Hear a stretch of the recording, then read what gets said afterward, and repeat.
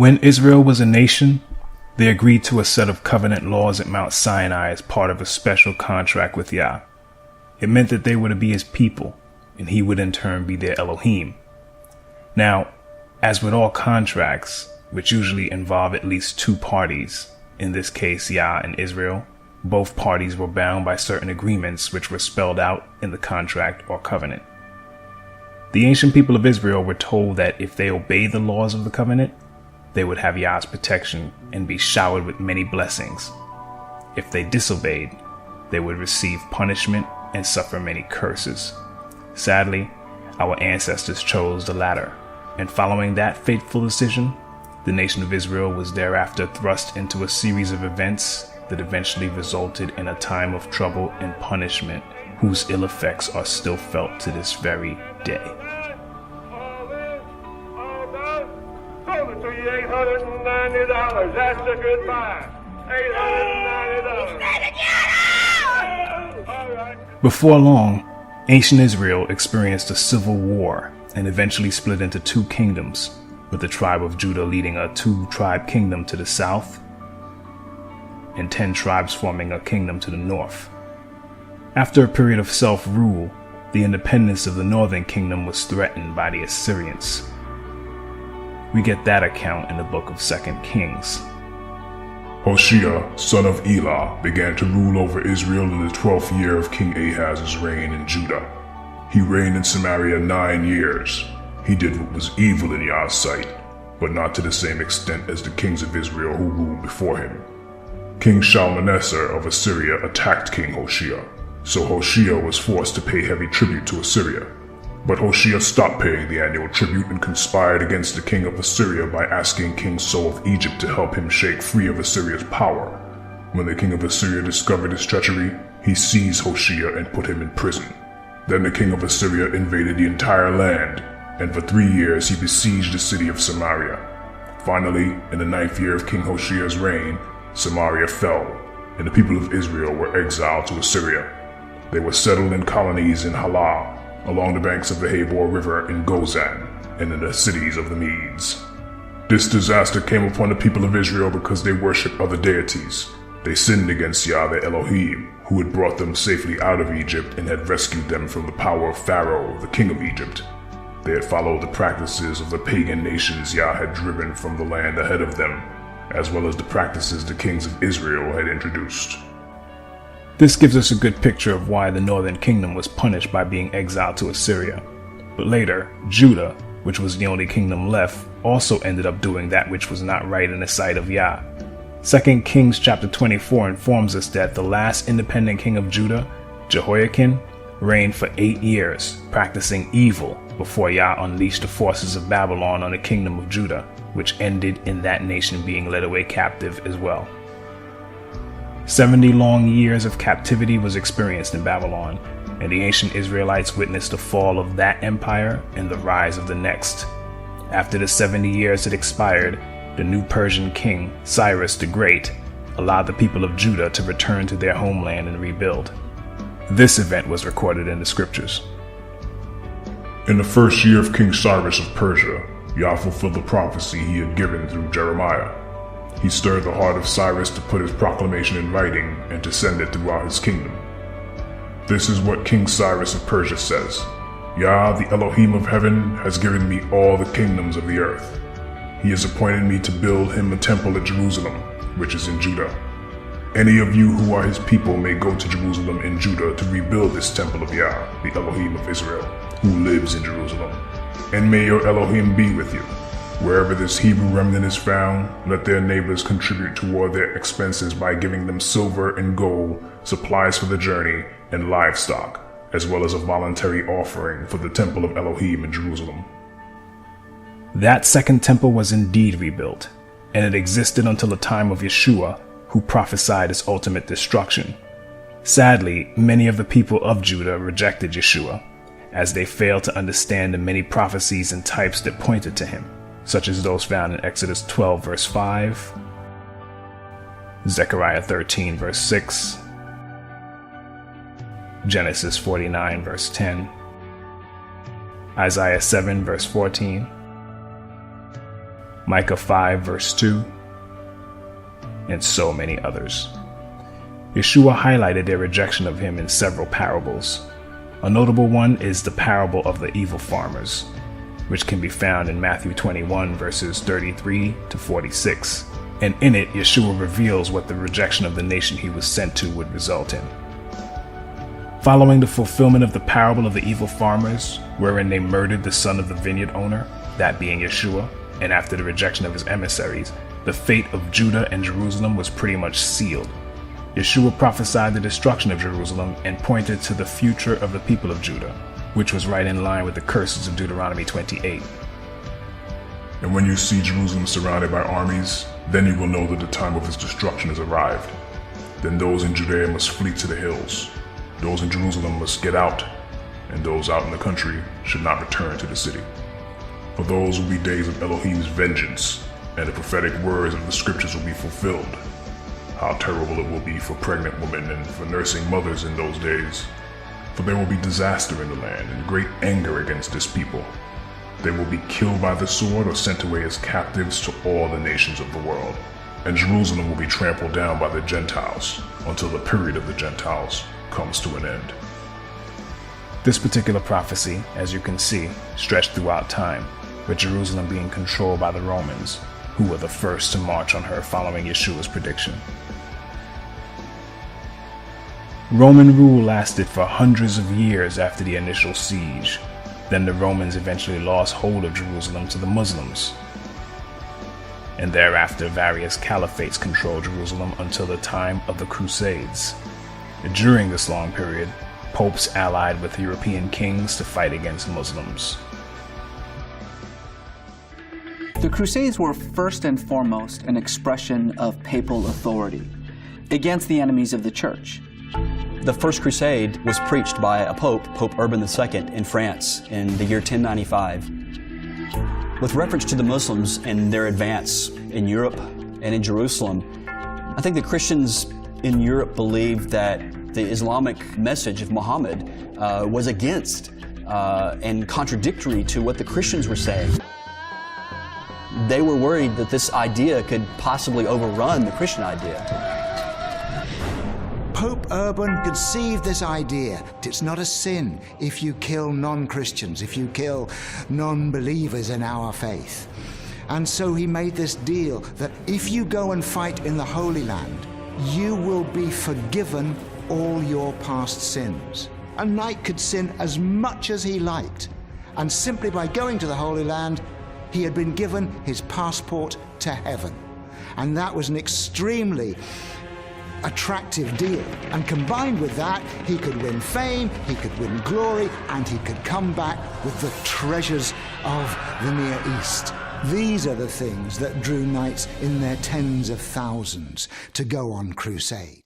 The bloodletting of the Crusaders spread throughout the Islamic lands. Everybody heard stories about the massacre of unarmed individuals. It created this intense rage amongst Muslims. In a sense, it resulted in a new kind of Muslim crusade, a desire to raise an army to go back to liberate Jerusalem from the Crusaders as an act of piety on the part of Muslims. I don't think any of those young men, either Christian or Muslim, could possibly have imagined that their struggle could possibly still be playing itself out 1,000 years later in the area that we call the Middle East today.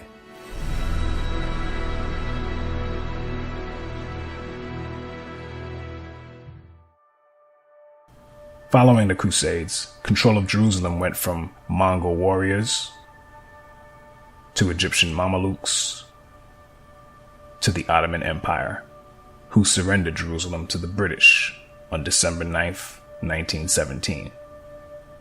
That event led to the modern-day circumstance, which allowed for the establishment of an Israeli state, which is currently occupied by Gentile posers pretending to be the people of Israel, as stated in Revelation chapter 2, verse 9, and chapter 3, verse 9. As prophesied by Yeshua, Jerusalem would be trampled down by the Gentiles until the period of the Gentiles comes to an end. that means the Gentiles would be in Jerusalem, trampling it down till the very last day when Yeshua comes. In other words, the people in that land calling themselves Israel are really Gentiles. But let one of them tell you himself. In his book, The 13th Tribe, Arthur Koestler, himself a so-called Jew, writes in the very first chapter, about the time when Charlemagne was crowned Emperor of the West, the eastern confines of Europe between the Caucasus and the Volga were ruled by a Jewish state known as the Khazar Empire.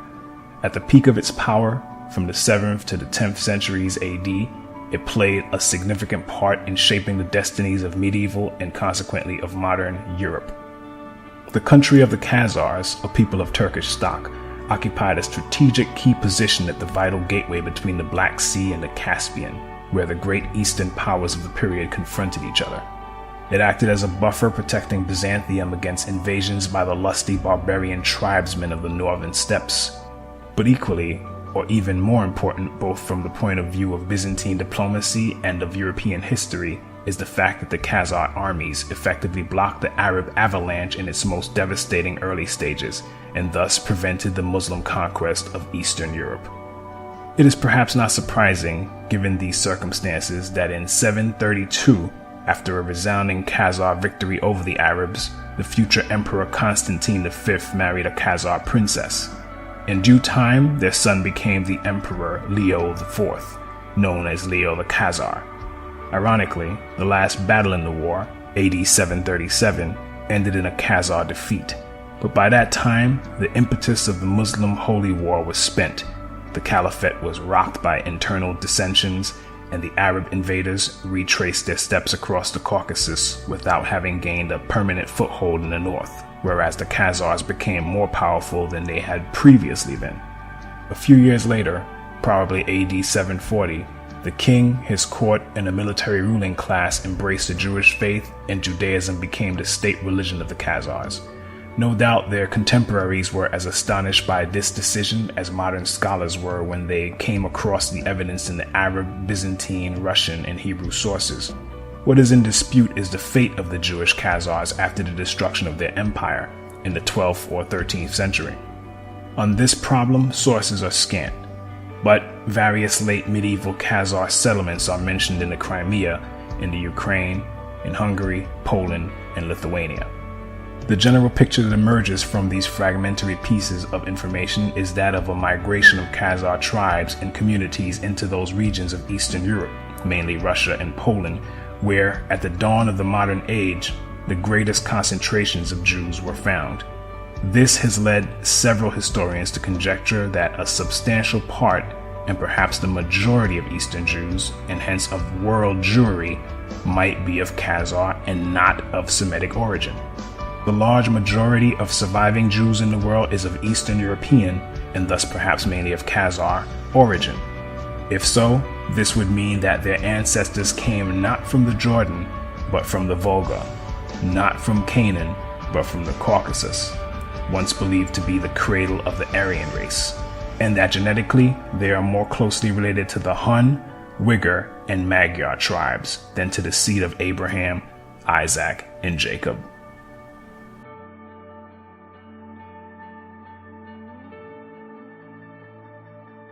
Tell me, what did you mean in the title of your book that the Jewish people had been invented?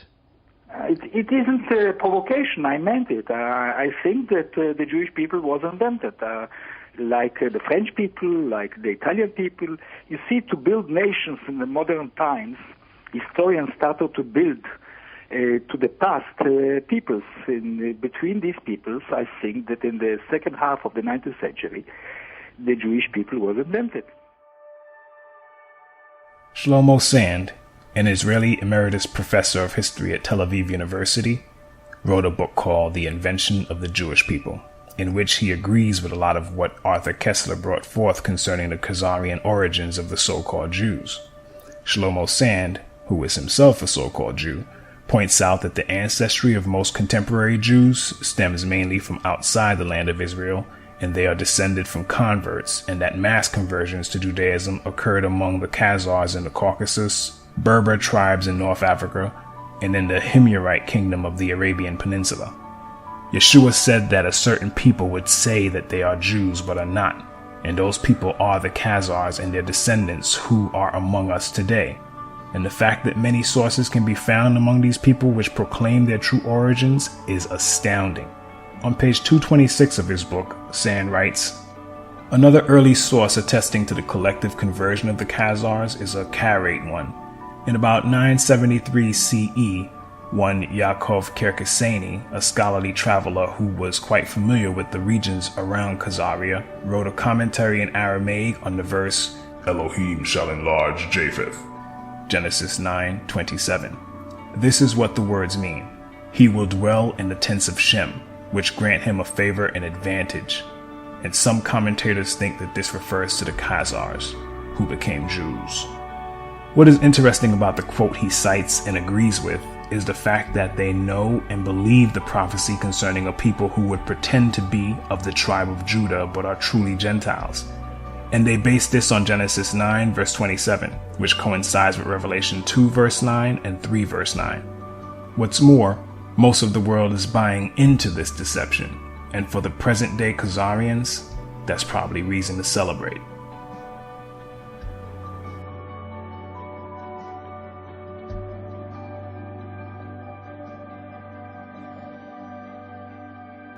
But getting back to Arthur Koestler on this subject, he writes, the Jews of our times fall into two main divisions, Sephardim and Ashkenazim. The Sephardim are descendants of the Jews who since antiquity had lived in Spain until they were expelled at the end of the 15th century and settled in the countries bordering on the Mediterranean, the Balkans, and to a lesser extent in Western Europe. In the 1960s, the number of Sephardim was estimated at 500,000. The Ashkenazim, at the same period, numbered about 11 million. Thus, in common parlance, Jew is practically synonymous with Ashkenazi Jew. It should be mentioned that the Ashkenaz of the Bible refers to a people living somewhere in the vicinity of Mount Ararat in Armenia. The name occurs in Genesis 10 verse 3 and 1 Chronicles 1 verse 6 as one of the sons of Gomer, who was a son of Japheth. Ashkenaz is also a brother of Togarmah and a nephew of Magog, whom the Khazars, according to King Joseph, claimed as their ancestor. But worse was to come, for Ashkenaz is also named in Jeremiah 51 verse 27, where the prophet calls his people and their allies to rise and destroy Babylon. Call thee upon the kingdoms of Ararat, Mini, and Ashkenaz. This passage was interpreted by the famous Saadia Gaon, spiritual leader of Oriental Jewry in the 10th century, as a prophecy relating to his own times. Babylon symbolized the Caliphate of Baghdad, and the Ashkenaz who were to attack it were either the Khazars themselves or some allied tribe. So, as we have seen from the words of Arthur Koestler, historically, the Khazars and their descendants do not identify with Shem.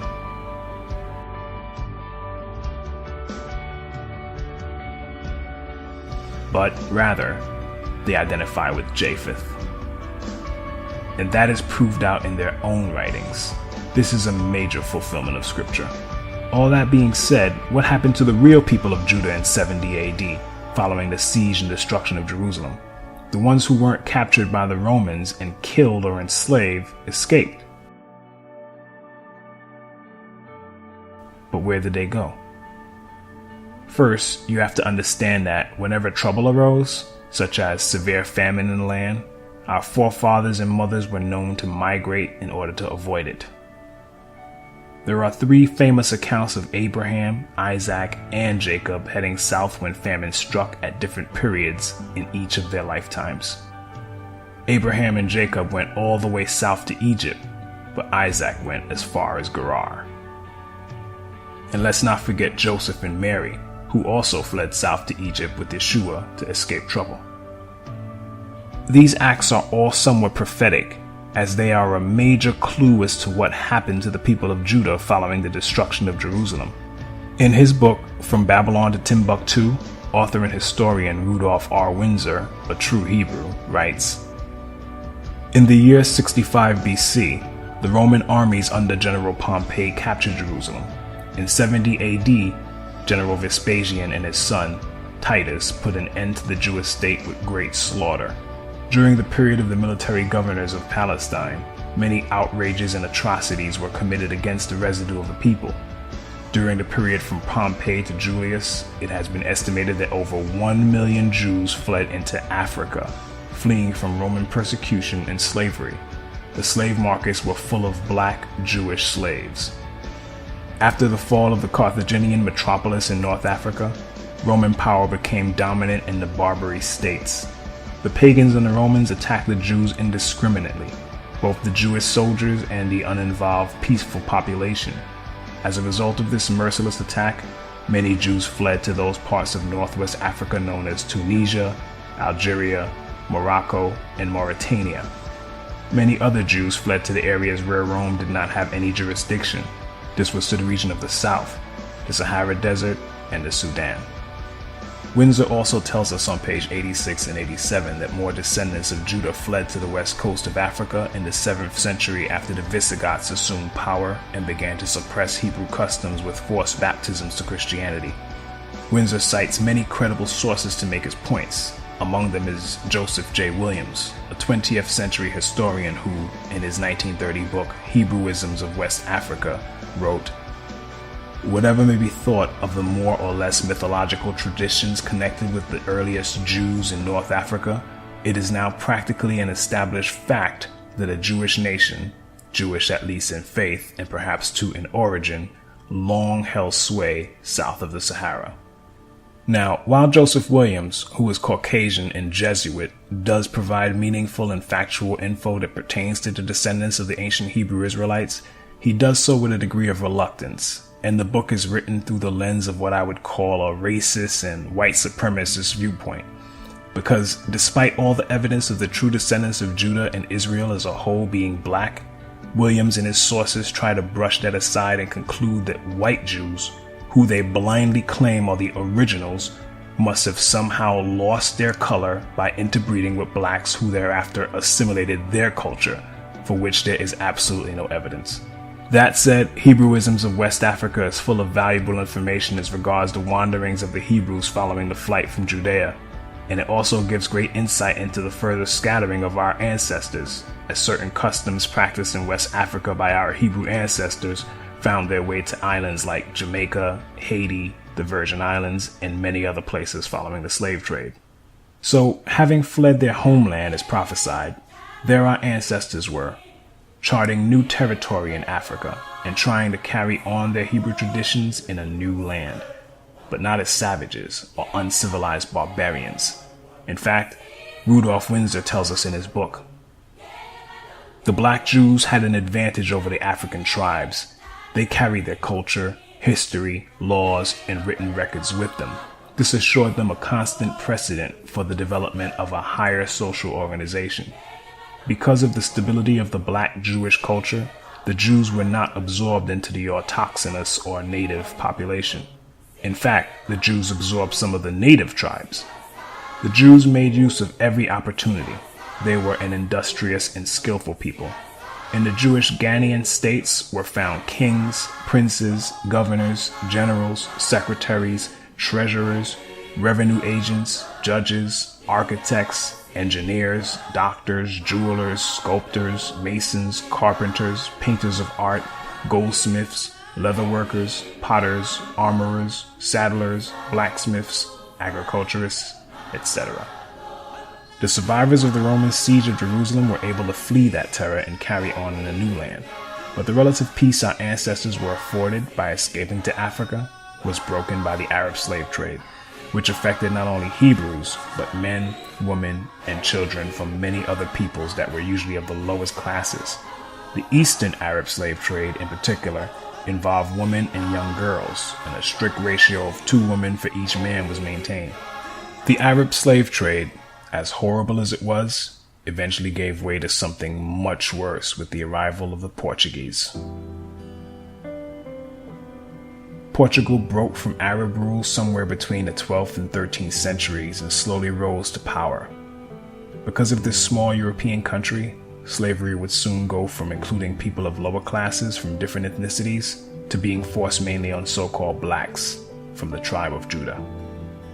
In the early 15th century, Portuguese shipbuilding in Lisbon and Porto adapted to the times, and the result was the caravel, a light and fast aerodynamic vessel that allowed Portuguese mariners to travel south along Africa's Atlantic coast in order to reach the gold-producing regions of sub-Saharan West Africa. After establishing several trading posts and colonies in the region, other markets began to open up, such as the lucrative commerce in India, and overseas expansion resulted from Portugal's many trade networks. The Portuguese became heavily active in slave trading in Africa around 1445, after they discovered the Cape Verde Islands and settled there. Slavery was used to fuel their expanding empire, and slave trafficking became integral to their enterprise. When it became apparent that slavery was big business, a law had to be created to protect it. Thus, the sitting Pope, Pope Nicholas V, issued a papal bull, the strongest command of a pope, titled Romanos Pontifex, Latin for the Roman Pontiff.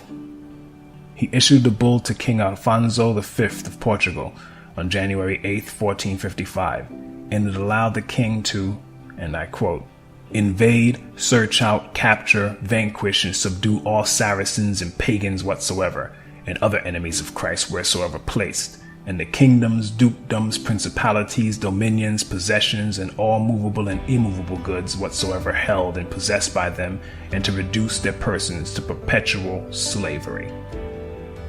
This was basically a license and go-ahead for King Alfonso, who alone was personally named in the papal bull, to send vessels to search out, capture, vanquish, subdue, and enslave Hebrews, particularly the people of Judah, whose existence, kingdom, and territory they were well aware of. The people of Judah were their primary concern, in fact, and they are the so-called Negroes who were rounded up and scattered throughout the four corners of the earth, just as Yeshua said they would be, back in Luke 21, verse 24. They will be killed by the sword or sent away as captives to all the nations of the world. And this also coincides with the curse of Deuteronomy 28, verse 64. For Yah will scatter you among all the nations, from one end of the earth to the other. When I say they were aware of who Judah was, I'm not conjecturing. Proof is in the record. If you do a Google search and type in a new and accurate map of Negro land, a list of results will pop up.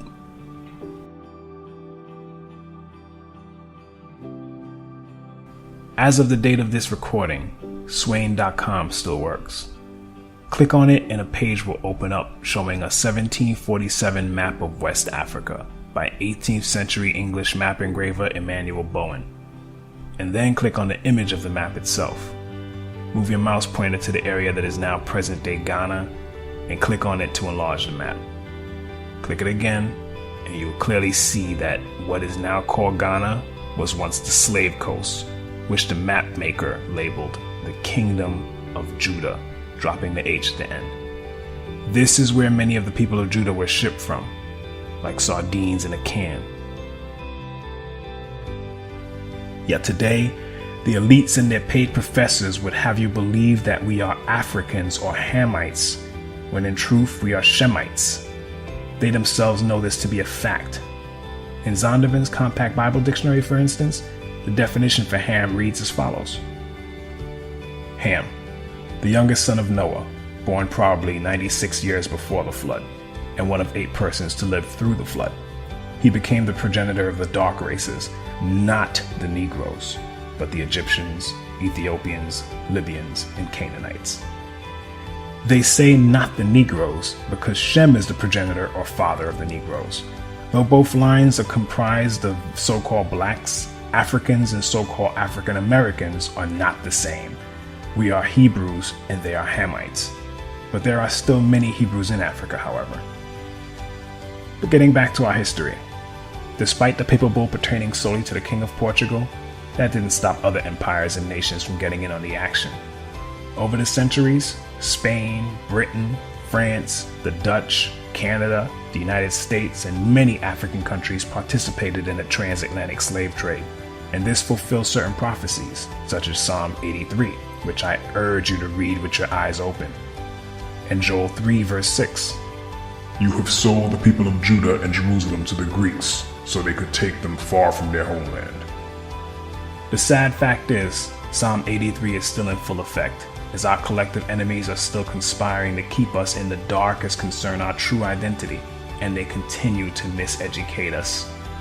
They really mean to wipe out the memory of the people of Israel from the face of the earth. But Yah is not going to let that happen. And this documentary is merely one step toward that effort. The present situation we are in is solely due to our forefathers failing to keep the covenant law of Yah, and it falls to us in this generation to right that wrong. And Yah said that this would happen in our day. But I will spare some, for some of you will escape the sword when you are scattered among the lands and nations. Then in the nations where you have been carried captive, those who escape will remember me, how I have been grieved by their adulterous hearts, which have turned away from me, and by their eyes, which have lusted after their idols. They will loathe themselves for the evil they have done and for all their detestable practices, and they will know that I am Yah. I did not threaten in vain to bring this calamity on them. You see, we, the people of Israel, are not born deserving of that name. We are born as Jacobs or supplanters and schemers, but to truly earn the right to be called Israel, we, like our father Jacob, will have to be faithful and wrestle with Yah until we are overcomers. Those of us who do this will be the ones who will truly be called Israel and form the remnant of the kingdom. Having said that, please don't let this be the end of your search for truth on this subject. Continue to dig for it and pray that Yah gives you discernment, since a great deal of deception is out there regarding this topic, and spread the word to your friends and family, and he or she that has ears to hear and eyes to see among them will get it. I hope that this brief history has enlightened you and brought a degree of understanding as concerns our past, which goes well beyond Africa. The so-called Negroes, blacks, and African Americans are actually the descendants of the people of Judah, and that is something they don't want us to know.